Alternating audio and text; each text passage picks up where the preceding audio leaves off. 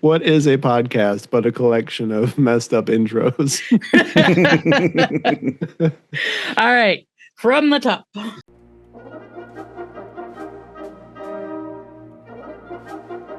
Hi, friends. Howdy, y'all. Hello, hello. And welcome to Muppet Sex and Trauma. I'm Sara Ezzat. I make the Fat Culture Critic videos on YouTube. My name is Josh Gosdin. I'm a big old nerd. And I'm Ron. Yeah, with us. I'm sorry. I jumped the gun again. God damn it. Let's just go with it. All right. So with us today from Just the Little Guy podcast, we have Ron. So tell us about yourself, Ron. Hi, I'm Ron. You might know me from my movie career is in films like Teen Ape versus the Monster Nazi Apocalypse or Evil Dead Next. But more likely, you know me from the Dungeons and Dragons role-playing series What's Left of Us, or my podcast, Just a Little Guy, in which myself and other content creators create malodorous monstrosities, for fun. Okay. And I thought, since you're into monsters, this would be a good. You'd be a this good guest show for is this very one. much up my alley. Yes, yes. We get a very particular monster who is very clearly inspired by the Red Dwarf episode. Oh yeah, yes. I'm a big Red Dwarf fan, so that was a little bit of a surprise to me as well. That there was kind of that. How blatant it was. Yeah. I hadn't thought about it, and then Zara sent me the Dropbox, the folder. Yes, the link, and I was like, oh yeah, you're right. That's exactly what this is like, huh? But I do like that it's still a riff, because the Red Dwarf episode was very clearly inspired by Alien. Oh yeah, and so it's like it's the evolving theft of ideas that writers perpetrate. We're putting a copy on a copier, and then we're copying it again, and then we're doing something else with it. Oh yeah. And in the kindest way possible. My dad had a teacher in high school, an art teacher in high school, who told him everything that can be drawn has been drawn, everything that can be painted has been painted. Your only job is to do it differently. Mm-hmm. Yep. And that's Farscape always does. Mm-hmm. Oh yeah. Oh yes. Twice Shy was written by David Peckinpah and directed by Kate Woods. Naranti and Rigel are buying maps from some traders when the traders offer to sell them something else. A girl. The crew are all pretty disturbed by the notion of person trafficking, but Chiana is full-on triggered, especially as the traders are not shy about what they're selling her for. Chiana is absolutely not taking no for an answer, and so we may have a new crewmate. Her name is Talika, and Dargo assigns her to be Chiana's responsibility. While Talika gets settled, John presses Aaron on why she's so angry with him. But she really, really doesn't want to talk, and she really, really makes that clear. Meanwhile, Rigel brags to Dargo that he gave the traders counterfeit currency, much to Dargo's displeasure.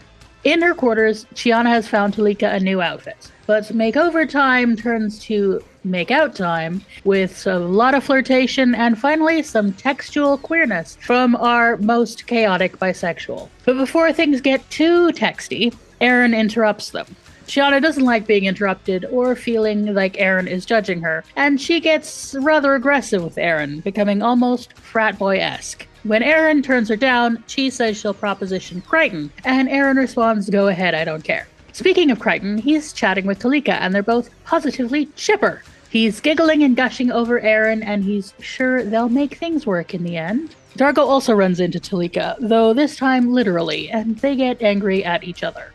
Something strange is going on. As Naranti observes to Sikozu, everyone but the two of them is acting a bit off.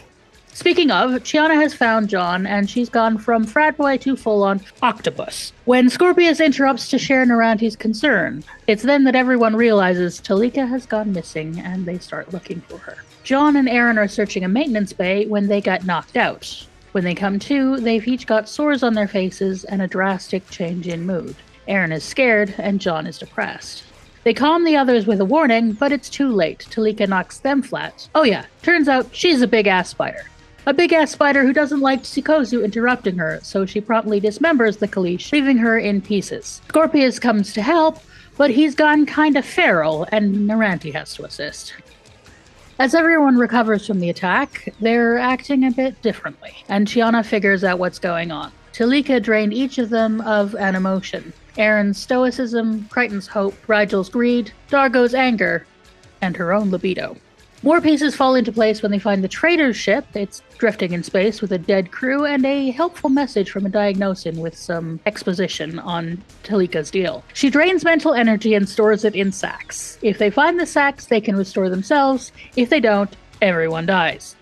So it's time for a spider hunt. And it looks like Talika took the trader's ship and flew away. Erin, Chiana, Rigel, and Dargo take off after her, leaving a despairing John behind. Except that it's a distraction. She never left Moya. John has to track her down, and Naranti needs to help. They'll use Scorpius as bait since he hasn't been harvested yet. The plan works despite John's pessimism, and he blasts Spider Talika into tiny, tiny bits. Later, most of the crew enjoy spider soup, as John and Erin have a long-delayed, honest conversation. But first, John asks Pilot to take the comms offline for maintenance. Sure they won't be overheard, he confesses that he's been taking the drugs as a way to keep Scorpius from realizing his true feelings for Erin. That his love for her is the most important thing in his life, and Scorpi must never know of it. Erin accuses him of paranoia, and paranoid he might be, but he's also right, because then Scorpi calls in to check on what's going on with the comms. Fully understanding one another for the first time in a long while, John and Erin perform a breakup, while actually, secretly, they make up. Initial thoughts? Ron? So I was, there was some parts throughout this episode where I was like, is Joss Whedon like helping with this? Because there are some lines that I was just like, that's very, very him. Like, when Chiana says to Talika, sexy is my favorite color. I'm just like, okay, he was sitting in on this at least, right? Well, we know they were watching Buffy because they referenced it a couple times. Did they? I didn't catch that. Not in this episode. Okay. A few times over the course of the show, though. Yeah. I gotcha. Generally speaking, the episode to me, I enjoyed it. I thought it was a fun little, for me, it's an introduction to the show in a way. I love Rigel as somebody who plays like a charlatan in these various tabletop games. Like he really stuck out to me as like somebody to aspire to. But yeah, I thought it was a really fun episode. Yeah. I had mixed feelings about this episode. Mostly I was enjoying it. And I really feel like the ending was both extremely satisfying and a big relief. Folks who have been following us along know that I've been griping about John on drugs for like the last 7 episodes or whatever, however long it's been going on. And so to have it resolved in such a happy and uplifting way, and I finally got my John and Aaron kiss after so long. But to have it resolved in such a way that it is a reveal and a twist both feels like, and also, really? Like, did you have to drag me along for 9 episodes or however long it's been? And now it kind of comes out like less of a twist and more of an ass pull. It was very satisfyingly executed, though, because Scorpius immediately calling on the comms tells the audience that no, John is not just full of shit. We didn't just make this up. Like, John is right. And Scorpius would totally do that. Yeah. But also, yeah. I don't like spiders. I think spiders are kind of cool monster. So, but I like, it's not one of my favorites. I don't think it's terrific. There's a couple things I find a little troubling, like from a, academic, gendery, etc. stuff, that we'll get into, but, it's decent. It's entertaining. It reminds me of a Red Dwarf episode I happen to love. I really, I really enjoy seeing John, go full chipper. And of course, as those who watch the Patreon reaction will know, Josh particularly got excited about the actual textual confirmation that our girl is indeed. The Big Bi fan is back. The Big Bi. We have actual textual queerness. Yes. So yeah, that's a fun moment. I mean, are any of us surprised? This was subtext that finally became text. Is not. I didn't know this character prior to today, so I'm only surprised that they finally made it text. Yes, because I feel like 2003. We've had 2.5 seasons of implication. Yeah. Yeah.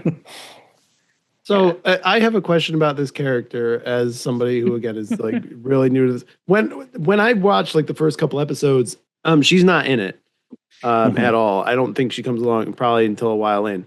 But like, she says that she literally needs sex to survive. Is that like actually a part of her character, or is that just like, is she being exaggerating? Like, is she exaggerating? She's exaggerating. She's exaggerating. Okay. I mean, I think but not by much. She's sort of telling us her reality. She's a very hypersexual character. Okay. We meet her in partway through the first season. She belongs to a race called the Nabari, who are like super straight lace, like complete repression thing. They brainwash people who don't fall in line, and she's like, her and her brother have been nonconformists. Okay, revolutionary. So I was going to say, yes, yeah, she very much flies in the face of their society. Yes, yeah. She does, and she's when they meet her, she's being arrested for that. And that's why I was so thrilled as a fan of the show now, because like, LGBT allegory is baked into her character, and it is baked into the alien race that she's written from. Like, it's, Puritan society that the queer person has to run away from in order to finally be themselves. It's a tale as old as time. There's even an AIDS allegory. Yeah. She's really? Episode. Yeah. She's also like, she's flirted with women over the course of the show. She's flirted with multiple genders, really. But it has always been like kind of prime time. This makes for a good next episode trailer titillation. Mm-hmm. And so for them to actually kiss in this episode was like, fucking finally. It's like you tease it for so long, and then it's like, just like with the kiss between John and Aaron, like they've been playing it up for such a long time, and then they finally make it happen. It sounds like the one with Chiana was a little bit longer than that, but very different kind of satisfaction, but yes. Yeah. Yeah. John and Aaron have had on again and off again, but usually it's very, very well done. I feel like this particular, we still had a bit too much hand of the writer doing moonlighting crap with this, like the length that they've kept them apart this time. Mm-hmm. And with this thing, like he could have let her in. There were plenty of opportunities. He could have let her into what he was without Scorpy finding out they were on a planet, for not to spoil things for Ron, but they were, on a planet away from him for quite some time. Mm-hmm. They've had opportunities to have this conversation. And as much as John is kind of dense, he's not usually like, I feel like they could have at the very least let us in on what was going on, rather than, because we've been sitting here for episodes on end being like, why are you taking these stupid drugs, you stupid idiot? And I think to me, that's why the writing of it feels ass pulley. Like it does feel in character for John to have made this choice, and especially to have made it without telling Aaron, but without any foreshadowing, telegraphing, or hinting for it to be like, no, this is why I'm doing it. Don't you understand? Like, no, I don't understand. You didn't hint to this at all. Yeah. But okay, they're kissing and I'm happy. Yeah. Yeah. I mean, I think sometimes you gotta, sometimes the writers just kind of have to do a bit of hand in the writer, but you don't like it to feel quite this. But anyway, so what do we want to, where do we want to go to start digging in a bit? Well, especially because it creeps me out so much, and we have a monster expert on the show. Let's start with the spider. Yes, let's Sure. Get the difficult part out of the way first, huh? For me, yeah, this is ripping off a Band-Aid. Yeah. And to be clear, I find spiders creepy in real life too, but also like I'm just unnerved by their depiction on television. I also think that they're fascinating monsters, and I usually like the way that I like what they represent. I just watch them like this. Yeah, that's fair. That's fair. I was caught completely off guard as I was watching this episode by the presence of the giant spider monster that, Talika turns out to be, later on.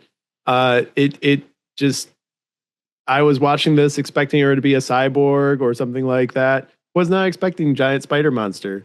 And let alone that her power would be, she takes your primary trait or whatever your strongest trait is and like puts it in an energy sac and then eats it later.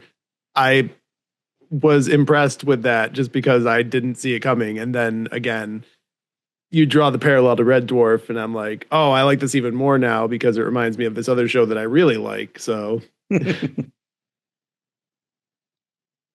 yeah, the Red Dwarf episode we're talking about, if you haven't seen it, is called Polymorph. It's the third episode of the third season, I think, or is it I don't know. It's in the third season. And there's this monster which is genetically engineered to be a perfect soldier, but what it is it's a thing that transforms into anything, which is thoroughly entertaining 1980s technology. As Rimmer says, anything. He says, "What about the Rimmer directive that states clearly never tangle with anything that's got more teeth than the entire Osmond family?"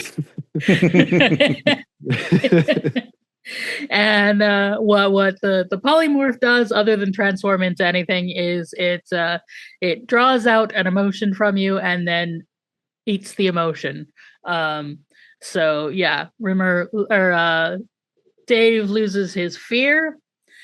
There, Crichton, who's a robot, loses his kills.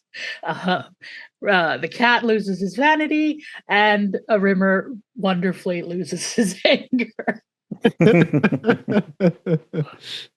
Upsetty spaghetti.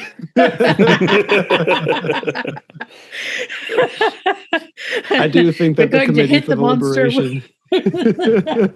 What is it? Committee for the Liberation. Committee for the Liberation of and Integration of Terrifying Organisms and their Rehabilitation into Society, abbreviated as Clitoris, which I think could have been really appropriate here. Which we will hit with a strong leaflet campaign. Yes. And t-shirts. Yeah.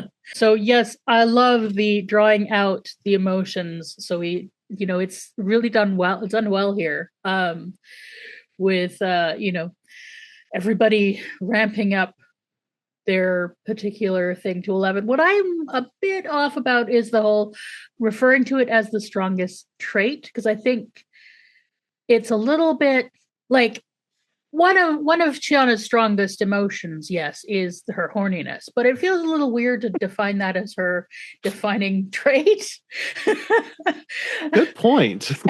and like when it comes to Scorpius, the whole like it's drawing out his scare in half because he's a hybrid of two species, and it feels a little weird to have it be like half of his species is the thing that gets drawn out, as opposed to like some aspect of him. It would have been really interesting to see like his thirst for revenge, which is his most defining trait, drawn out, and then to see him without that could have been really interesting. But like that, or his cunning, his manipulation. Like, there's plenty of other things other than a racial archetype. That's what that felt like. Yeah, and it reminded me of the Voyager episode Faces, where which is an interesting idea of B'Elanna getting split into her human half and her Klingon half. But they split the emotions, and it's just like, as someone who is mixed race, it's weird because like I don't think my, like what would be mine if you split me into Arab and he's like my taste for spices, are we? mine is already very high. My taste for spices. Yeah, like if you split me into my sense of Mexican, rhythm, my Mexican and my white halves, like half of me wouldn't suddenly know Spanish. That's not a genetic thing. Yeah, it's always sci-fi confuses genetics with culture, and emotions and stuff, and it's just it's a standard one, but it's yeah. I love Voyager. I think Faces is a better execution of the let's split someone in half trope than this was, for two reasons. One, in Faces, it was based on genetics. And so they literally made a human version and a Klingon version. But she didn't really act too different from the two halves. But also, two, they didn't follow through with it. With Scorpius in this episode, we didn't actually get a split. We didn't actually get an exploration of Scarran Scorpy and Sebacean Scorpy. We just got him turning more animalistic, which also doesn't really fit with any of the other Scarrans that we've met. And drooling a lot. Again, there was a lot of drooling, yeah. Doesn't really fit with any of the other Scarrans that we met. They've all been like intelligent, sentient, sapient people, not monsters, which is what this felt like it was doing. Yeah, they look. That one monsters. was the only. That one was the only one that was a little weird for me, because there was like, we'll draw out your strongest emotion, or if you're biracial, then we'll just draw out the other half. Yeah. Yeah. I'm with you on this, Sara. A part of me feels like maybe they could have phrased it better and been like, yeah, we're taking out any of your like intelligence or something like that to like turn him into, like a monstrosity, like you said, like literally a drooling, gibbering, like embodiment of aggression, Your self-control. Yes. Yeah. But even that, I wasn't in that writer's room. Well, we should have been wrong. Even that makes more sense. I mean, this is what we do, right? Oh God, yes. And apparently it's not entirely poorly received. But it would have made more sense to have that as the result of Scorpius getting harvested. The fact that it was being amplified pre-harvesting suggests that his strongest trait is some kind of beastliness that we literally never see. So how can it be his strongest trait? It's bizarre. That was one of the big misses for me in this episode with Scorpius. Yeah. It was interesting, kinda, but and I think the thing that they wanted to show that comes out of it is that Sikozu sees him completely without control, and she's still on board. Like, turned on. Yeah. Which, and Scorpy is sort of expects, like, he is afraid of people seeing him out of control, afraid, he's like, I don't want you to see me like that. And she saw him like that, and she still liked him, which is, it's one of those, we're rooting for these weird, evil And these weird evil kids with their fledgling relationship. he was also a lot more openly affectionate towards her as well. So it seemed like, I don't know if I'm going to go full Monday morning quarterback. I might as well. It seemed like at some point during the writing of this episode, the concept for Scorpius got switched, because initially we the audience, I the audience could not tell that Scorpius was affected by Spider-Woman, because it seemed like he was the only one he was one of the first ones to figure out that something was wrong with everybody else. So then I thought we were going to get a really interesting opportunity to see Scorpius being the hero of this particular story. Then all of a sudden, out of nowhere, he goes full Mr. Hyde. And we have, he hasn't been harvested yet. And then he's also part of the victims of Spider-Woman. So it was a little muddled for me. Yeah. Mm-hmm.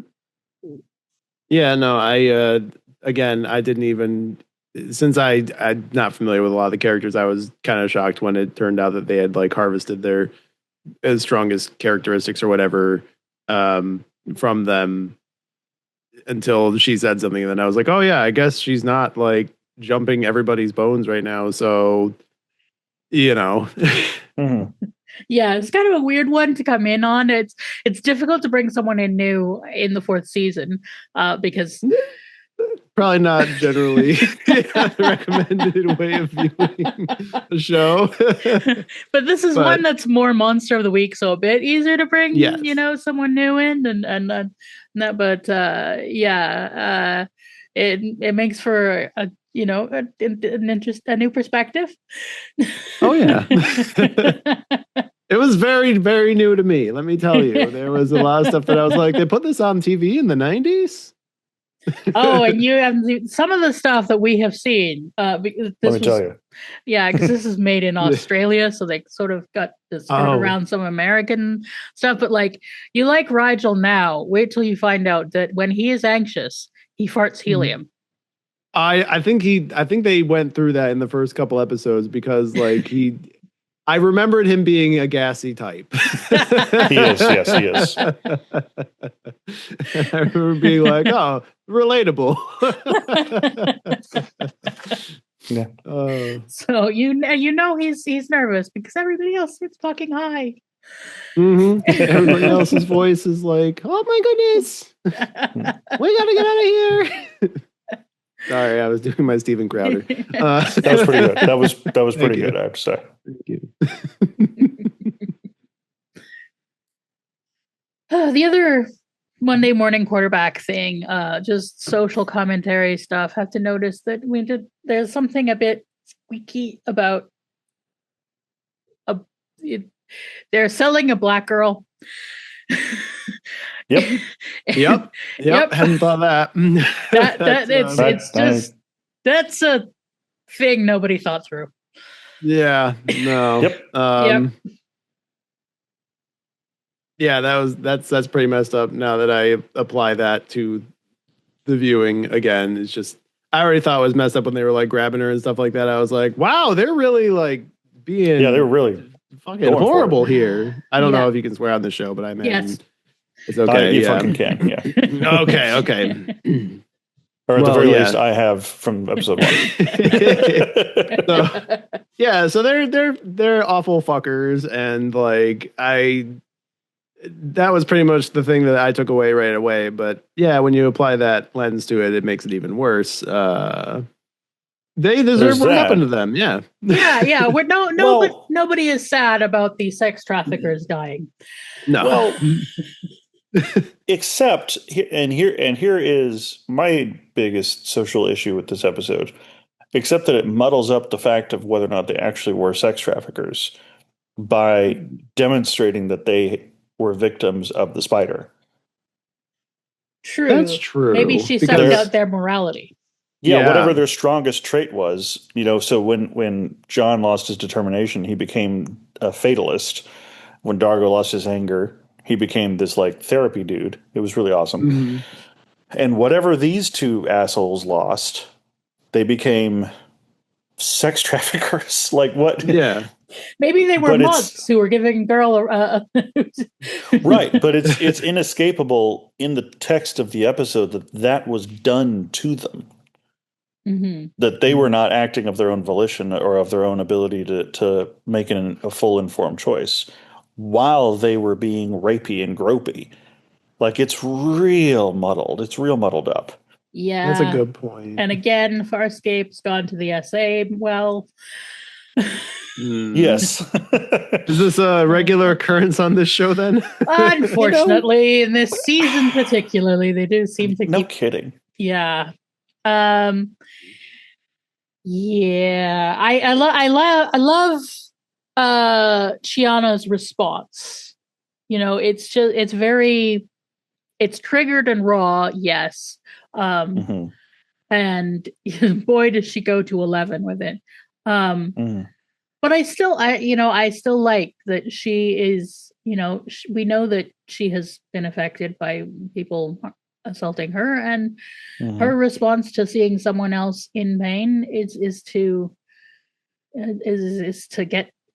come to their defense, and I think it's heroic. I like that for her.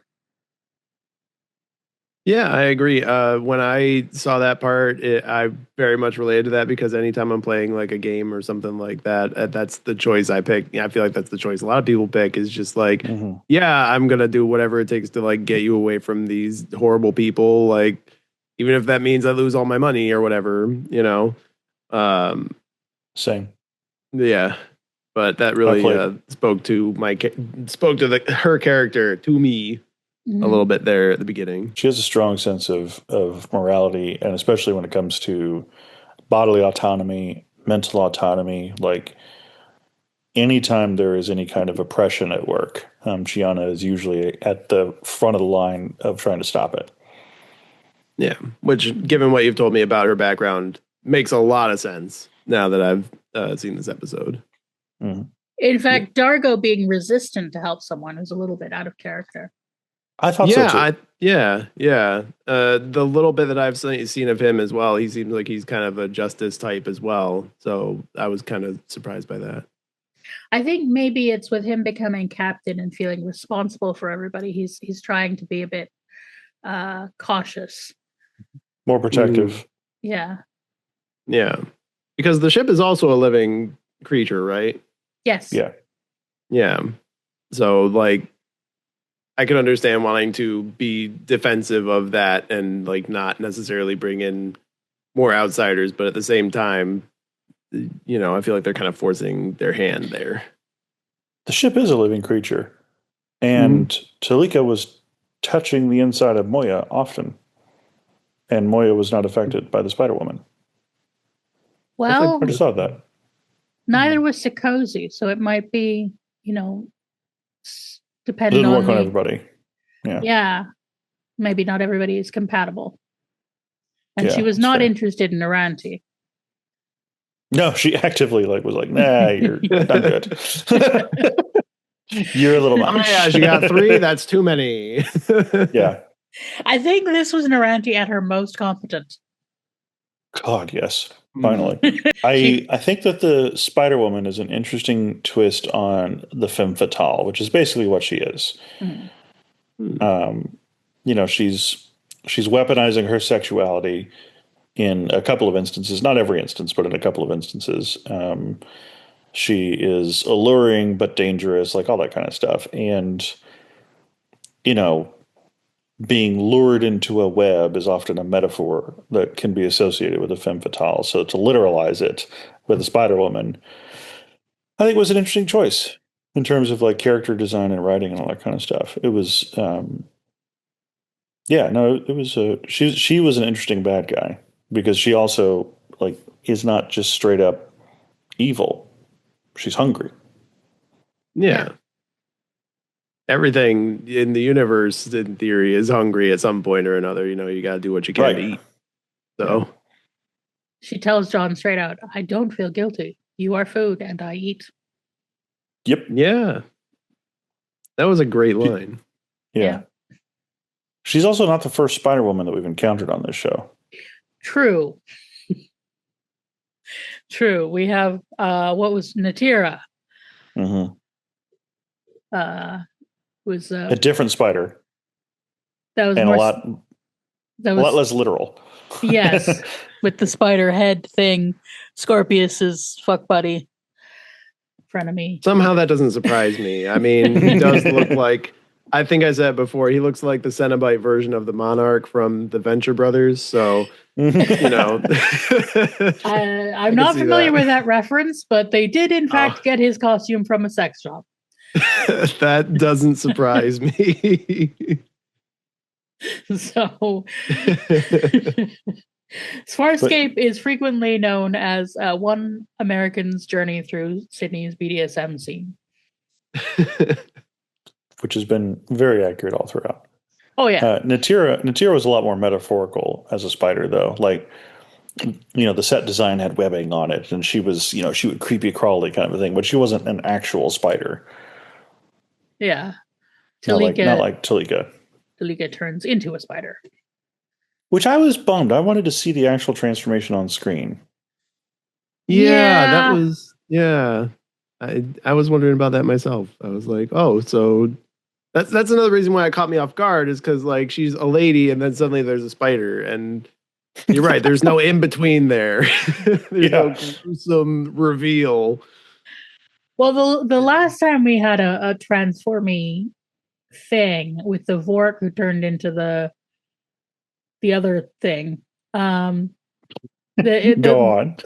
the transformation wasn't that great, to be honest. No, I wasn't craving good special effects. I was just craving an interesting concept.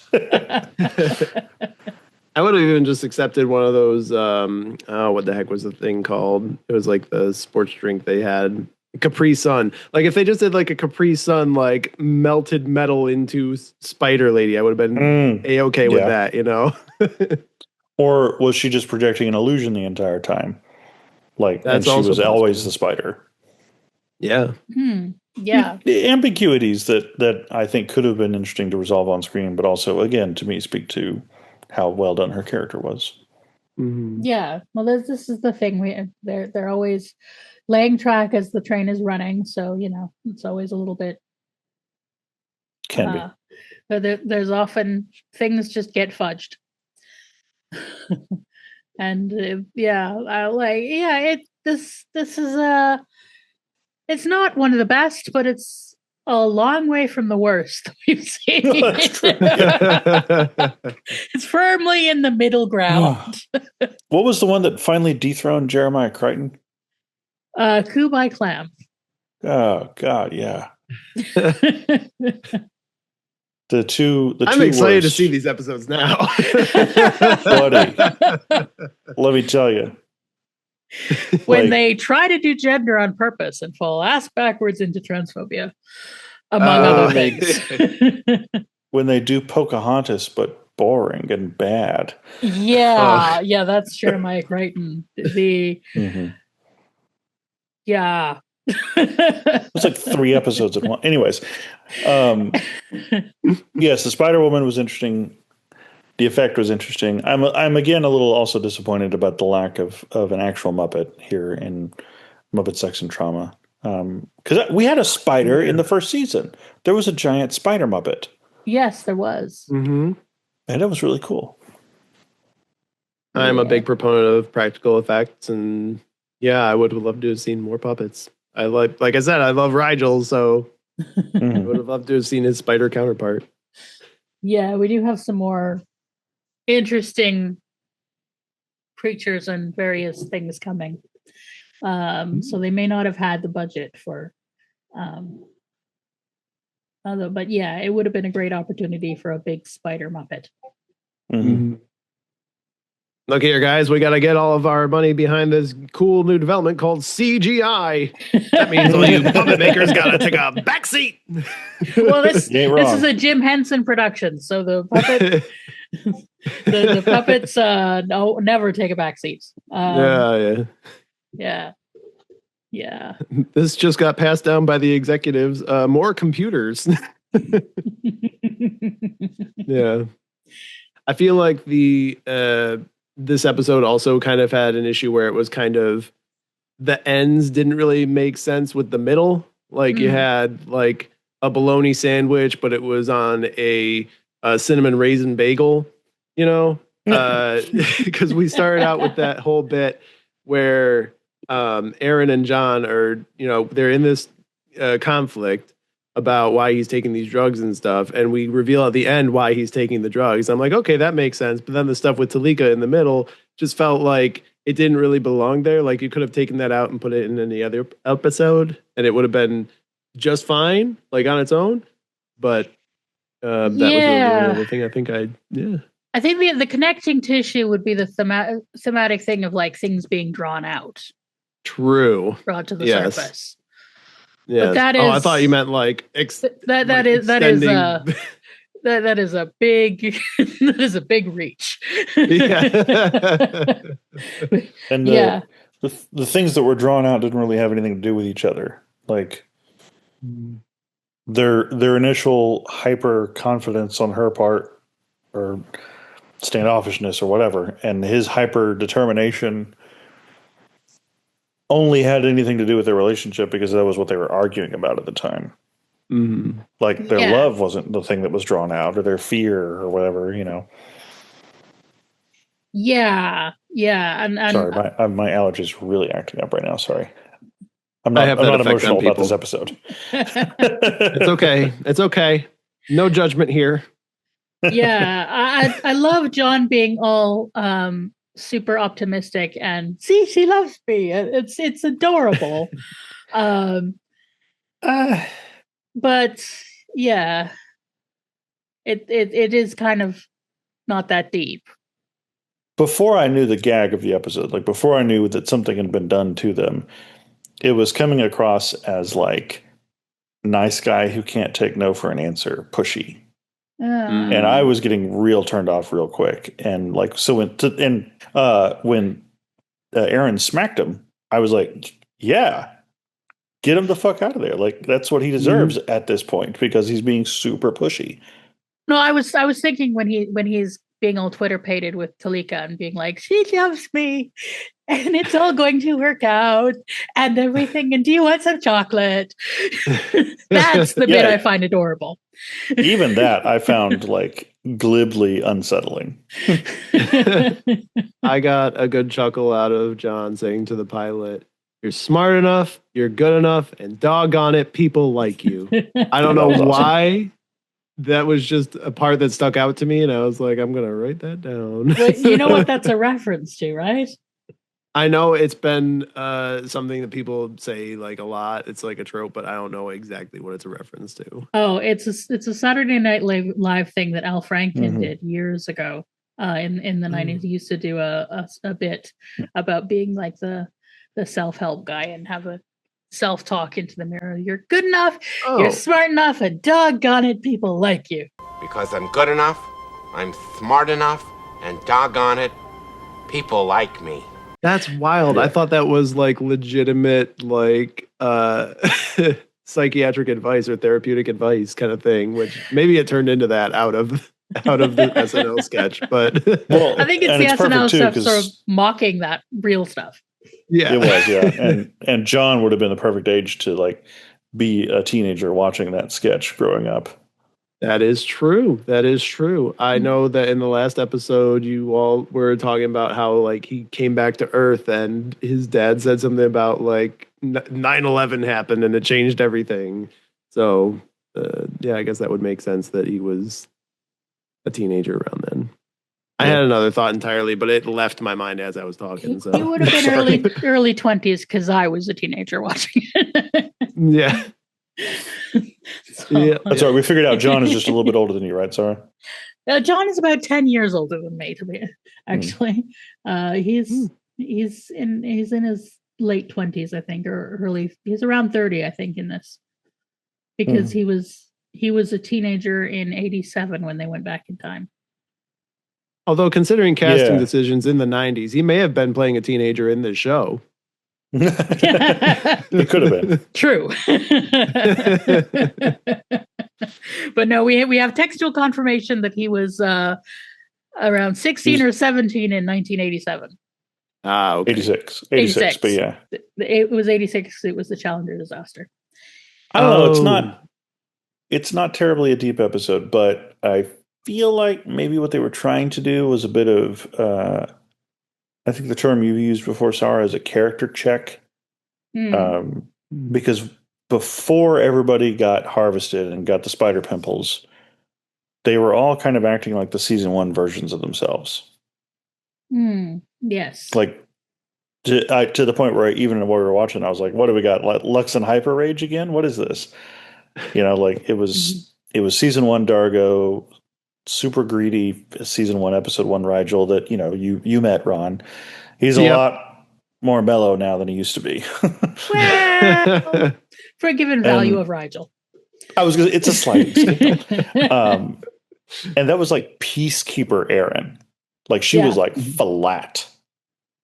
Yeah, she seemed like very exactly.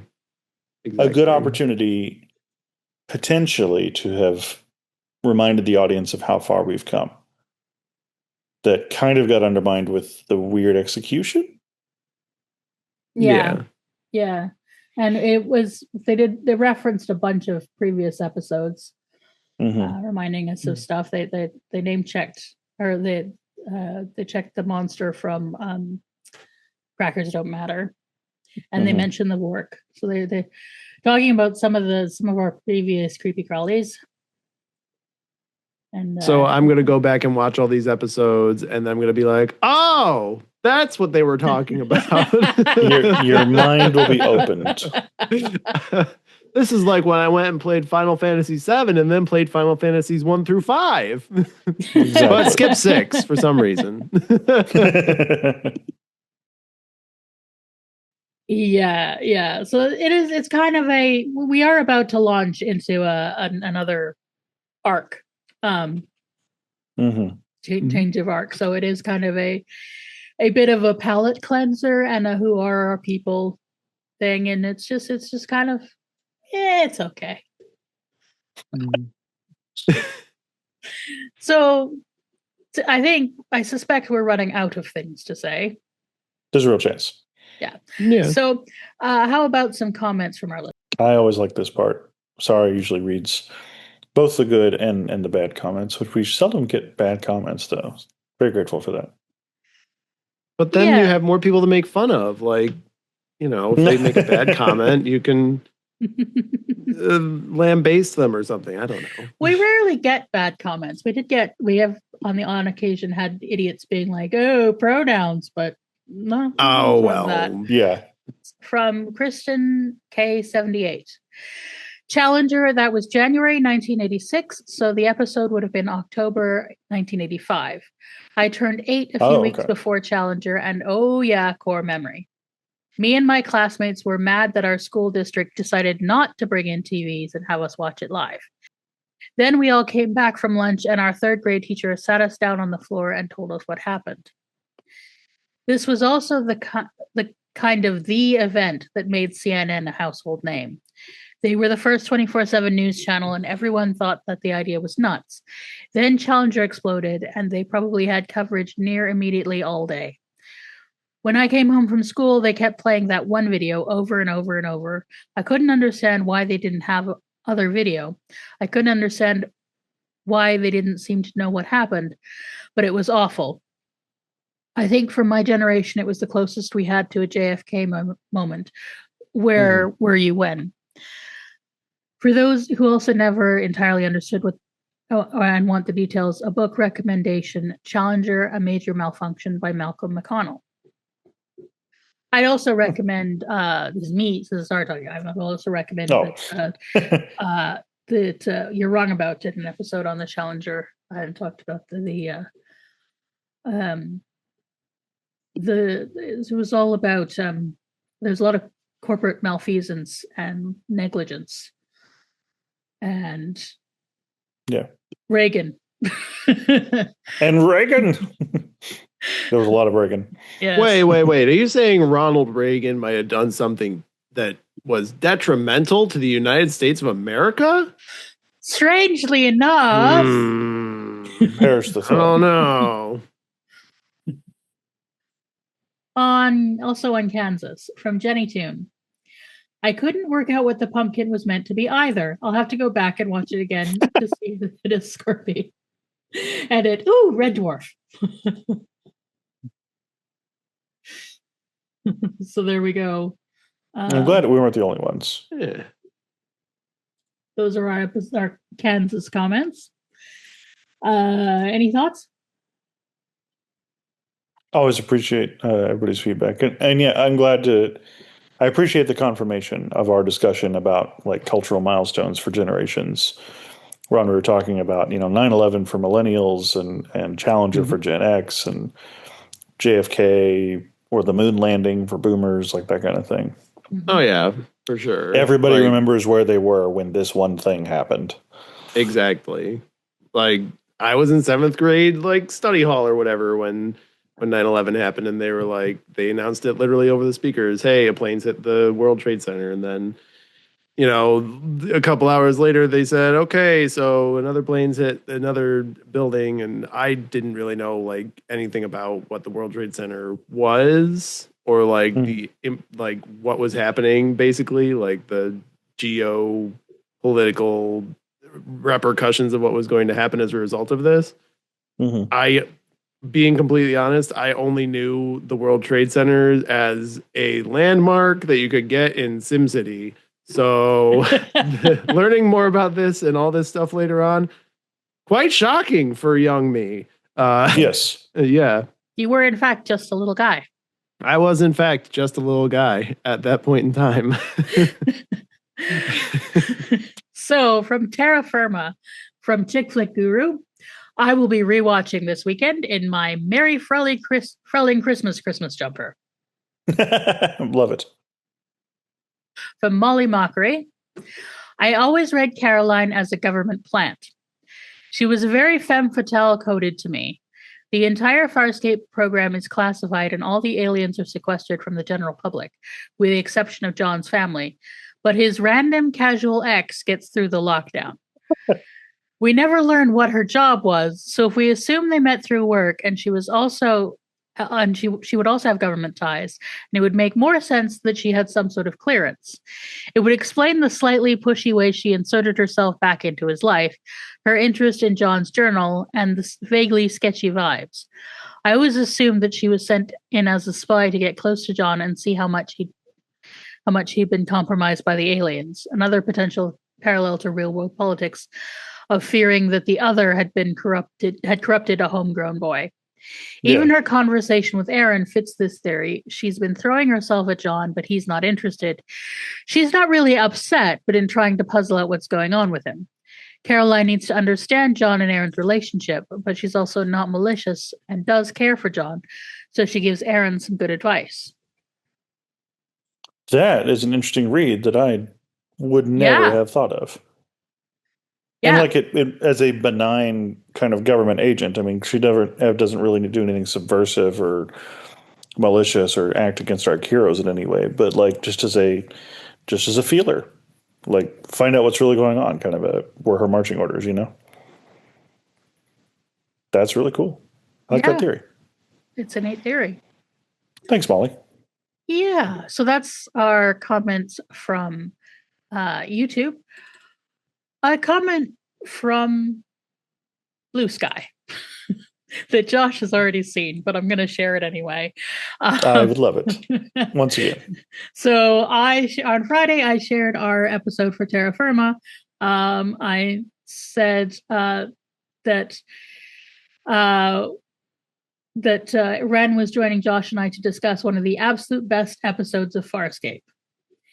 And Ricky frickin' Manning, Frunium himself, the writer of the episode, responded with blushes.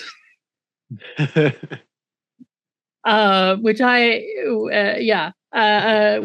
was one of those holy shit moments. I responded to him with, I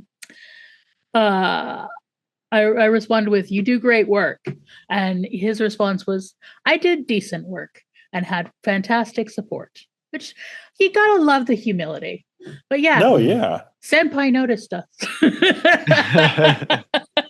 Let me just like the internet fishbowl sometimes is a little alarming because we have definitely blasted episodes that he's done also.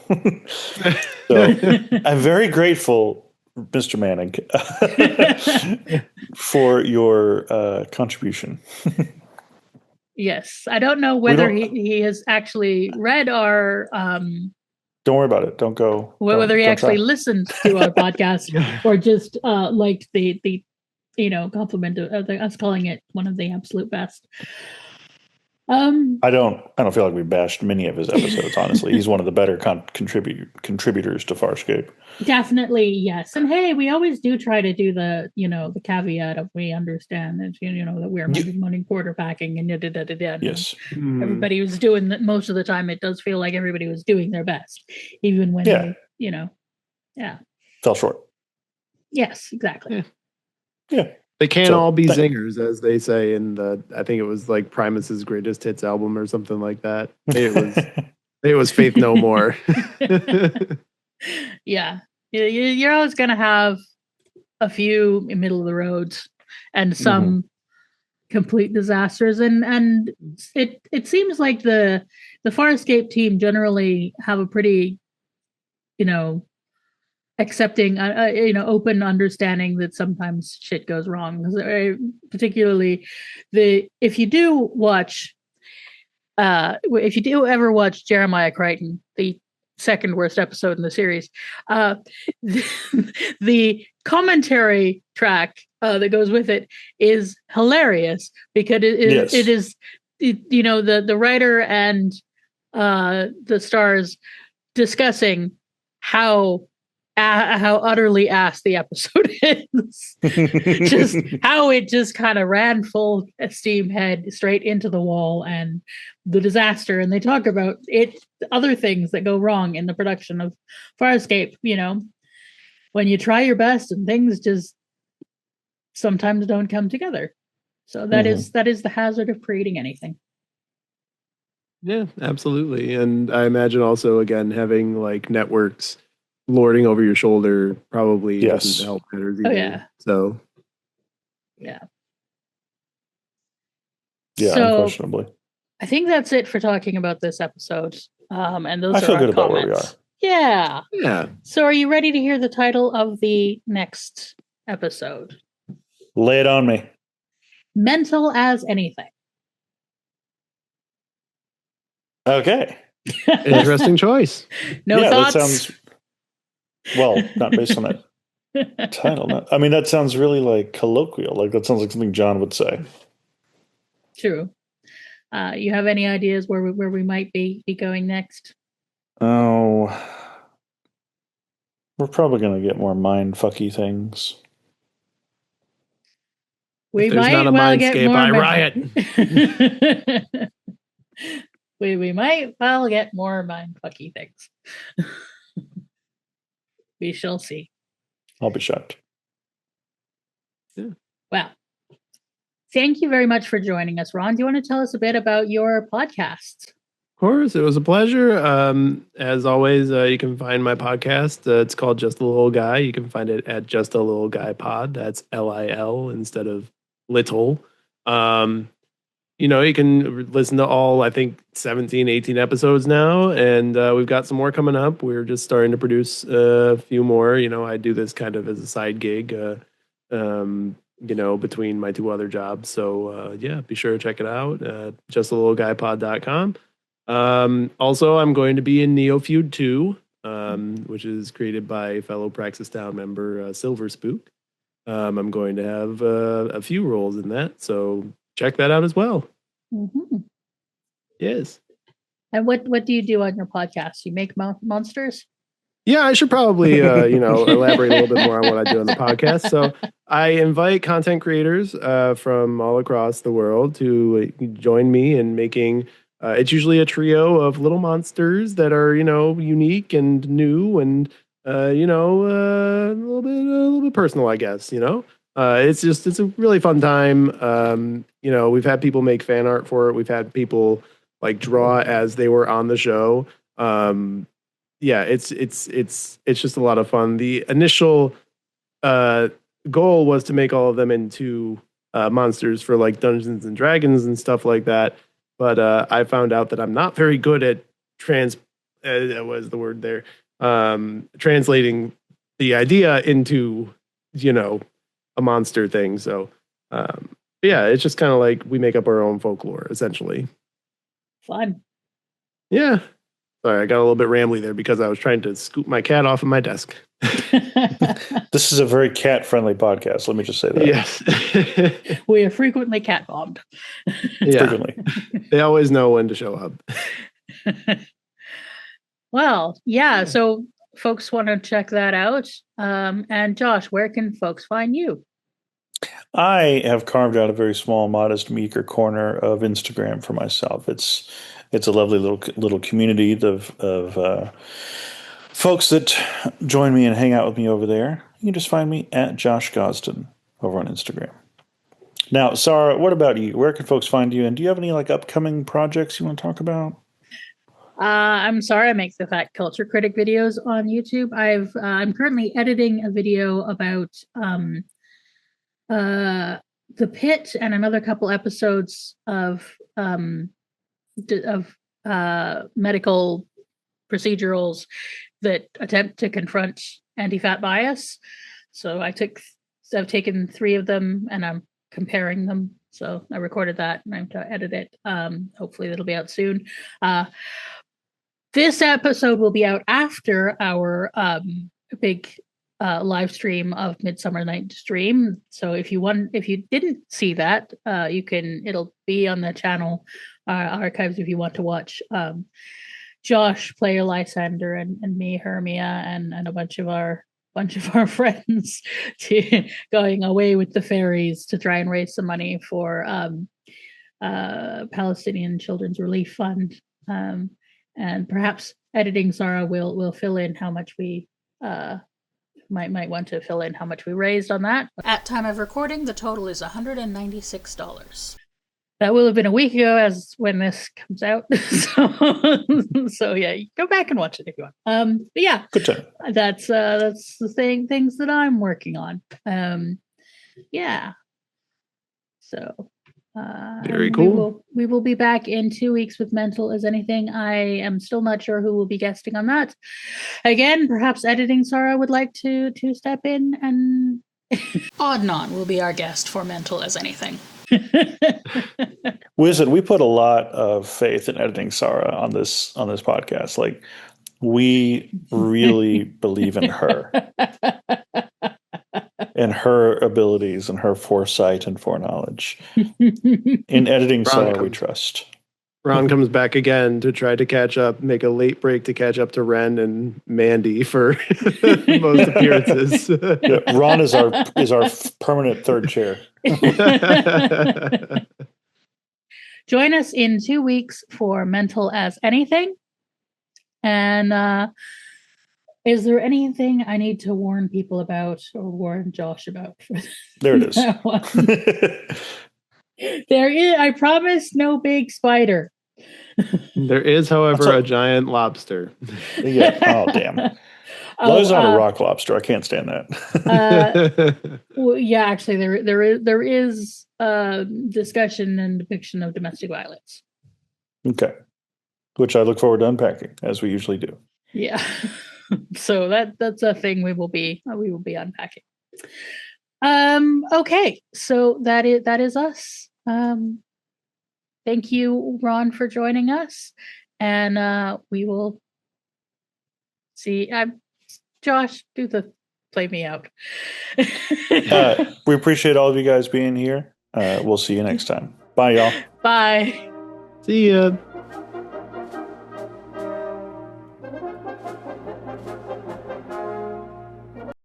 I'm sorry that I didn't actually give either of you a heads up about the big spider. Oh, that's okay. I mean, I wasn't watching with my fiance, so I'm okay now. Sara gave a very specific content warning for something that doesn't specifically bother me. Bless you. I'm sure there's many people out there who appreciate the content warning.